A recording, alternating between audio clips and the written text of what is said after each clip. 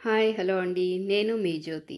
ఈరోజు నేను జున్కా అనే మహారాష్ట్రన్ స్పెషల్ రెసిపీ చూపించబోతున్నానండి. ఇది చాలా సింపుల్ అండ్ క్విక్ రెసిపీ. చాలా టేస్టీగా కూడా ఉంటుంది. మనకి ఇంట్లో ఎప్పుడైనా వెజిటబుల్స్ ఏమీ లేనప్పుడు ఈ రెసిపీని చేసుకొని తింటే చాలా బాగుంటుందండి.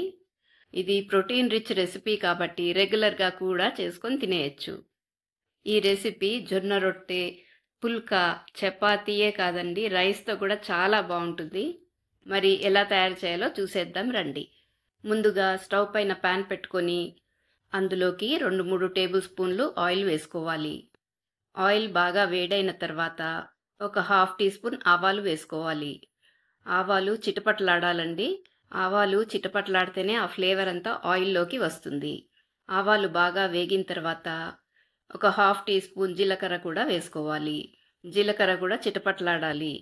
ఆవాలు జీలకర్ర బాగా వేగిన తర్వాత ఒక పావు టీ స్పూను ఇంగువ వేసుకోవాలి. ఇంగువ తప్పకుండా వేసుకోవాలండి.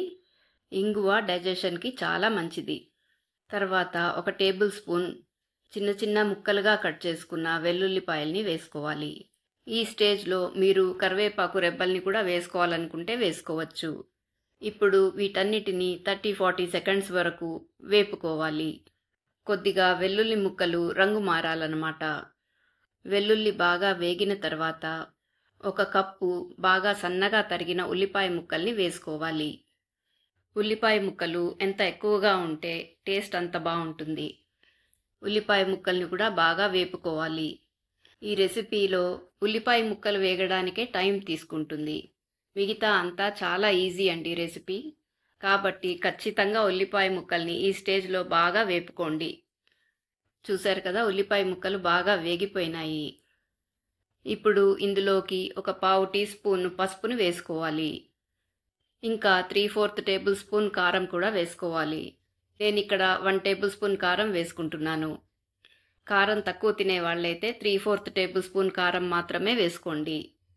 పసుపు, కారము ఉల్లిపాయలతో బాగా కలిసేలాగా కలుపుకోండి. ఇందులోకి ఒక కప్పు శనగపిండిని వేసుకోవాలి. ఒక కప్పు శనగపిండితో ఈ రెసిపీ చేస్తే 4గురికి సరిగ్గా సరిపోతుంది. ఈ మిశ్రమాన్నంతా బాగా కలుపుతూ శనగపిండి పచ్చివాసన పోయేంత వరకు బాగా వేపుకోవాలి. శనగపిండిని ఖచ్చితంగా లో ఫ్లేమ్లోనే వేపుకోవాలి.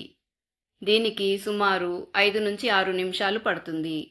శనగపిండి పచ్చి వాసన పోయి గుమగుమ వాసన వచ్చేంత వరకు బాగా వేపాలి. శనగపిండి కొద్దిగా రంగు కూడా మారుతుంది. చూశారు కదా వీడియోలో చూపించిన విధంగా. శనగపిండి బాగా వేగి గుమగుమలాడుతోంది. ఇప్పుడు 1 టీ స్పూన్ సాల్ట్ వేసుకోవాలి. లేకపోతే మీ టేస్ట్కి తగినంత సాల్ట్ వేసుకోండి. సాల్ట్ వేసి కొద్దిగా కలిపిన తర్వాత ఒక హాఫ్ కప్ వేడి నీళ్ళని పోసుకుంటున్నాను. నేను ముందుగానే 1 కప్ వాటర్ని వేడి చేసి ఉంచానండి. అందులోంచి హాఫ్ కప్ వాటర్ వేసుకున్నాను. ఒకవేళ మీరు చల్లనీళ్ళు తీసుకున్నట్టయితే చేతితో చిలకరించండి. ఒకేసారి నీళ్లు పోసేశారంటే ఉండలు కట్టేసి మీకు కలపడం చాలా కష్టమవుతుంది. నేను ఇంకొక హాఫ్ కప్ వేడి నీళ్లు వేసుకొని కలిపాను. చల్లనీళ్ళైతే మీరు కొద్ది కొద్దిగా నీళ్లు చిలకరించుకుంటూ కలపండి. ఈ మిశ్రమం అంతా ఒక ముద్దలాగా తయారైన తర్వాత మూత పెట్టేసి లో టు మీడియం ఫ్లేమ్లో 7-8 నిమిషాలు ఉంచండి. జున్కా బాగా ఉడికిపోయింది. దీనిపైన సన్నగా తరిగిన కొత్తిమీర చల్లుకోవాలి. జున్కా రెడీ అయిపోయిందండి. రెసిపీ చాలా ఈజీ కదండి. ఎంత ఈజీగా ఉందో ఈ రెసిపీ అంత టేస్టీగా కూడా ఉంటుందండి. తప్పకుండా ఒకసారి ట్రై చేసి చూడండి. మీరు ఈ రెసిపీ ట్రై చేసిన తర్వాత మీకు ఎలా వచ్చింది అనేది కామెంట్ సెక్షన్లో తప్పకుండా రాయండి. ఎంతో రుచికరమైన ఈ జున్కా భాకరీ, చపాతీ, పుల్కాతోనే కాదండి, వేడి వేడి అన్నంలో నెయ్యి వేసుకొని తిన్నా కూడా సూపర్గా ఉంటుంది. ఇది చాలా ఆరోగ్యకరమైనదండి. ఇది పిల్లలకే కాదు పెద్దవాళ్ళకు కూడా చాలా మంచిది. నేనైతే ఈరోజు చపాతీతో వడ్డించుకున్నాను. చూడ్డానికి చాలా బాగుంది కదండి.